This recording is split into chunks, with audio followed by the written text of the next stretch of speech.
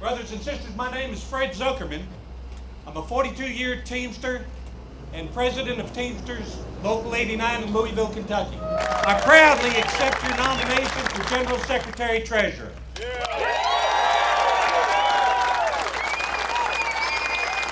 I stand here this morning with Teamster members and leaders from the Teamsters United Slate. We're a coalition for new leadership and a new direction for our union. It's time for change. Working Teamsters are essential workers, and we are done being treated like we are disposable.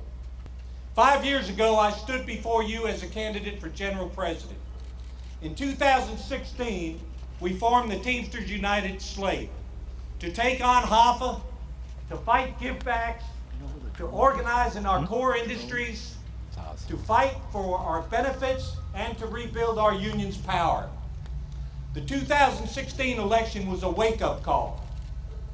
But HOFA, Verma, Herrera, and Roma Lois didn't get the message. They're going to get the message this November.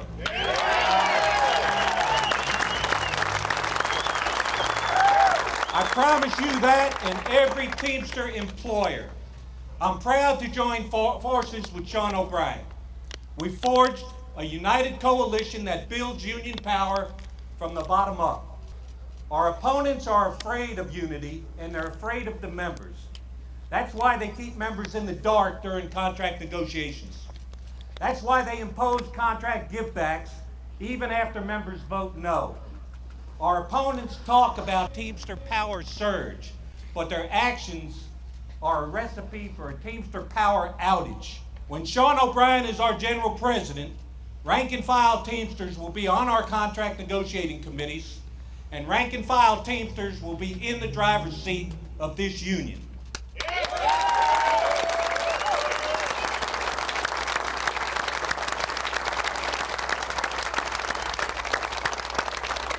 You can see the leadership we will bring by looking at the proposals we fought for at the convention. Ending the 2/3 rule. Members will be on all contract negotiating committees. Organizing at Amazon in our core industries. You can see the leadership we will bring by looking at local unions we lead. Local 25 and Local 89 bargain strong contracts. We organize the unorganized, we fight hard, and we fight smart. We use the strike weapon when we have to, and we use it effectively. Local 25 and Local 89 back our shop stewards. We develop new leaders. This election is not about me, and it's not about Sean O'Brien. This election is about you. Talk that talk. This election is about rank and file Teamsters who have been shut out at their own union instead of being educated, mobilized, and united to build our power. This election is about local union leaders who have been sidelined because you didn't fall in line with the clique at the top. This election is about the change that we need to take and rebuild our union. You have the power to change this union. You have the power to elect new leaders and stand up to givebacks. Your international works for you, not the other way around. You have the power to elect international union leaders who are not afraid to take on the employers at the shop floor, at the bargaining table, at the panel, and in the streets. Employers are watching. The politicians are watching. Corporate America is watching. They don't want change. They don't want a Teamsters union that unites the members and goes on the offensive against employers. Rebuilding our union will take hard work. It takes some fights, and that's okay. Teamsters will fight when we have to. But Teamsters should never have to fight the employer and the international union at the same time. We're going to win this election the same way that we will rebuild our union's power. Worker to worker, Teamster to Teamster. Get involved in this campaign, talk to the members, turn out the vote, and we will win a new day for our union and a new day for the labor movement. With that, I want to introduce to you our next General President, Local 25 President, Sean O'Brien.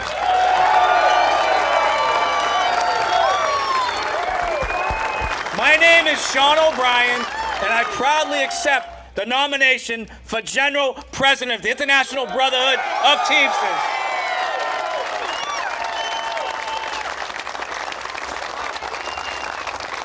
Right here, decades ago, I started my career as a rank-and-file member right here. I'm proud to say that I retain my seniority here, and I currently hold a CDL Class A license.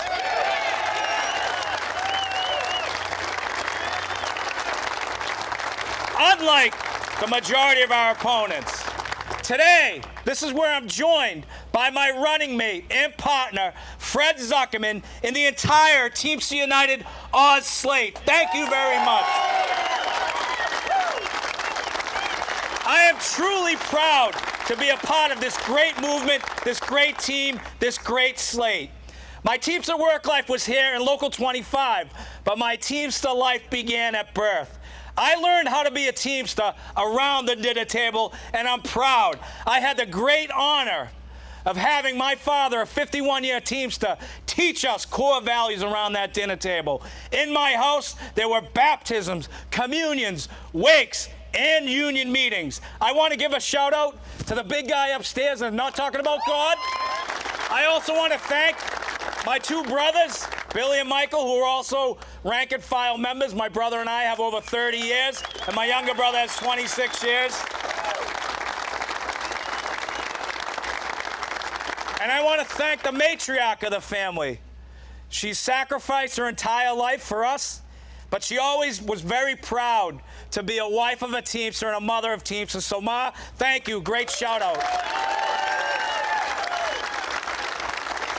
The one thing that I learned early on in life, no matter how tough things got, no matter how much adversity there was always one organization that stood strong and stood proud and never wavered in their commitment, and that is the International Brotherhood of Teamsters.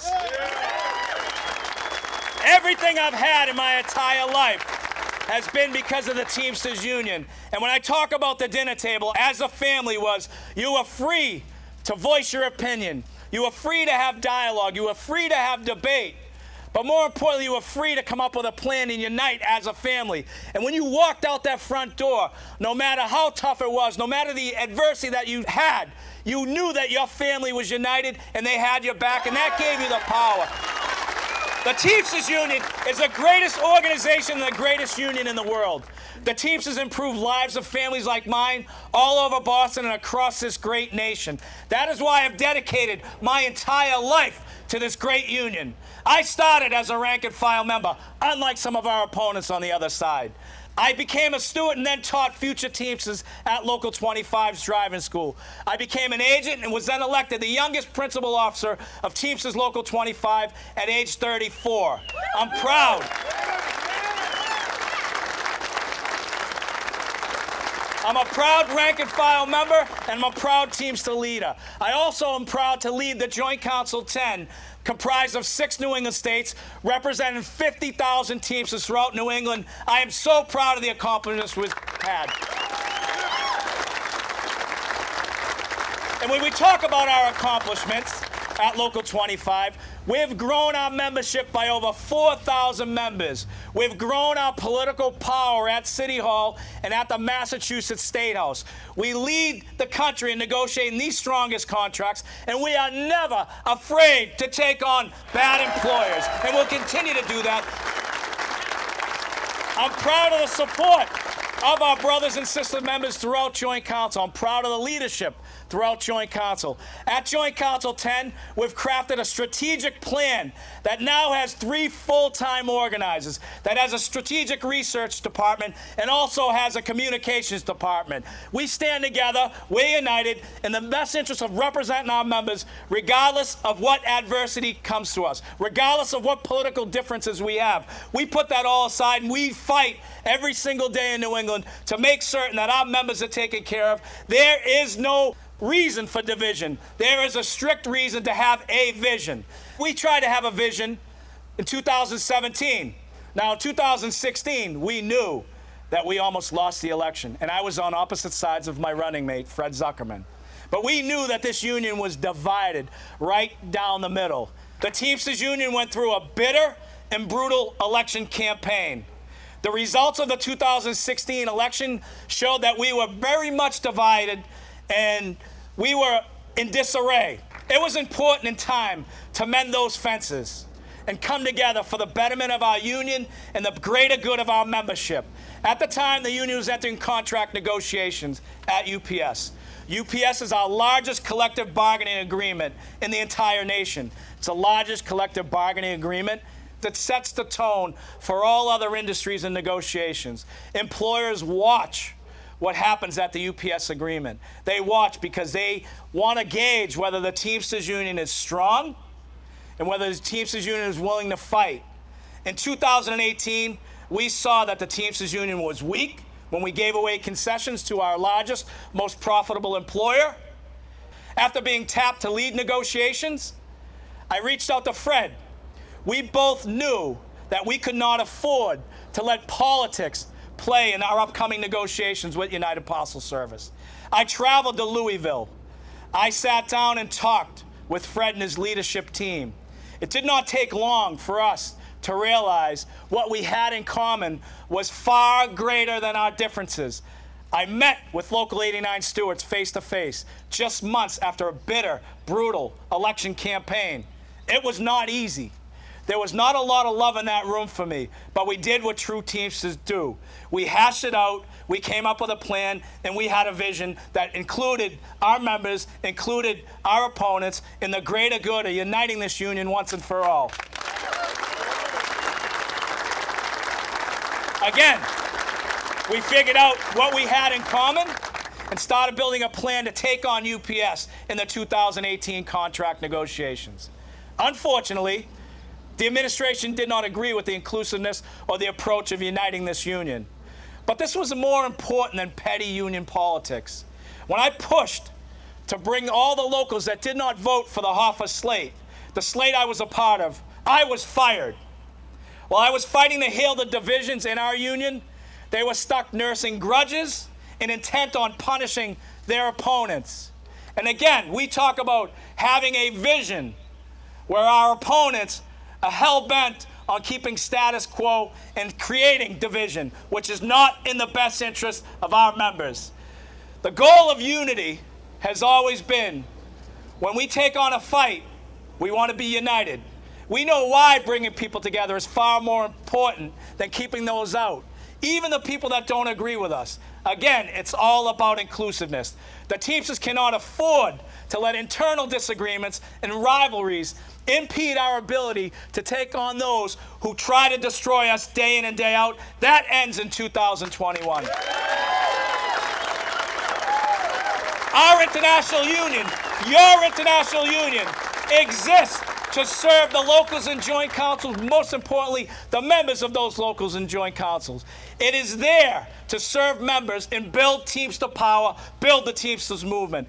Through our conversations, Fred and I found much more common ground in our desire to build this Teamsters union, to make it bigger, faster, stronger. We joined forces together, have built a team second to none that stands for Teamster core values. We knew we needed a new vision and a new direction if we were going to make the Teamsters work for our member. The Oz team is the greatest team I've ever seen. We have decades of experience in every facet of the union. We have experience in freight, construction, logistics, public employees, motion picture industry, package delivery, airline industry, warehouse delivery, waste management. We have experienced organizers with successful track records of organizing new members. Collectively have led thousands of contract negotiations, ranging from small public employee units to large ready-mix facilities, to national contracts like freight, car haul, and UPS. And all of us, more importantly, have worked on the job, in the craft, as Teamster members.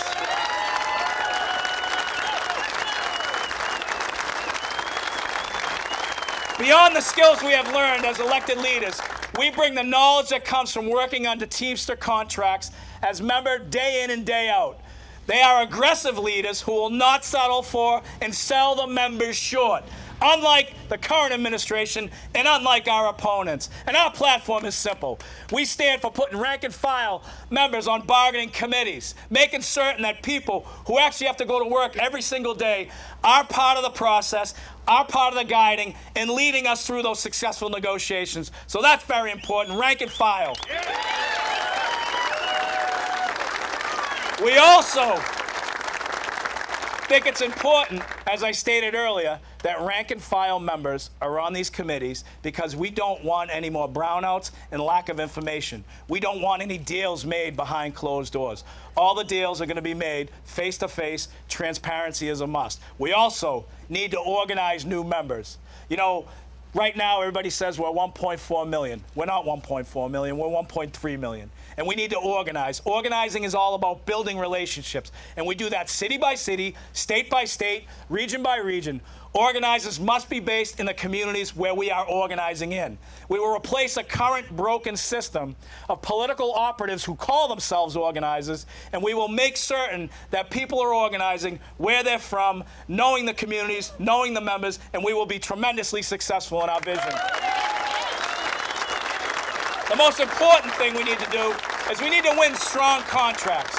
We have great strategic, experienced leaders here that will be able to negotiate the most strongest contracts going. We'll never, ever, ever implement a contract that is rejected by our members. We will never force supplements down the throats of our members.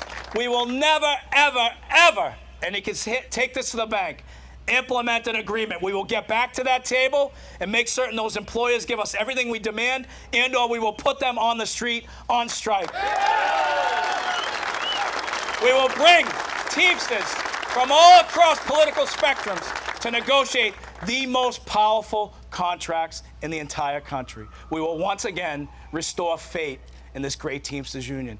The last thing we're going to do, and most important thing, amongst other things, is we're going to make certain we arm our members, our leaders, with the tools and knowledge to take it to the next level. We will educate our members. We're committed to creating educational programs for stewards, members, officers. We must give everybody that's involved in this process the opportunity to become active and take back ownership of this great international union. Regardless of what happens, regardless of the fight, is never give up. We're all about having a vision without creating any division. We're all about educating our new members. We're all about growing this international union. And I can proudly state here today that failure will not be an option. Now listen, the one thing that we have that our opponents don't is we have intestinal fortitude. We have courage and conviction to take on that fight, no matter how tough it is. And you know, our opponents are out there, you know, they're talking a good game. They're talking about how, you know, they want to keep the Teamster movement alive. Well, listen, status quo has got to go. Yeah. If you look at that team, if you look at our team and those opponents, they don't have a chance against us. They don't have a vision to make this union bigger, faster, stronger. They want to protect their big salaries. They want to make certain that they take the path of least resistance when it comes to taking on that fight. They don't want to upset the apple cart. And you know, if they look in the mirror, our opponents, they're looking at 20 years of lack of leadership, 20 years of lack of vision, 20 years of declining membership. That all ends in 2021.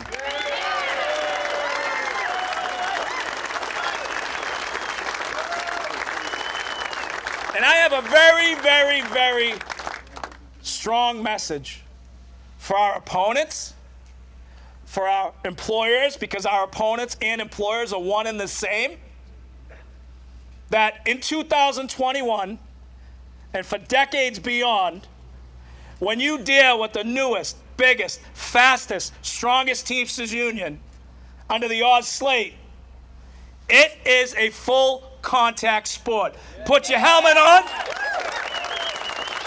Put your helmet on. Buckle your chin strap. Ours 2021. Thank you very much.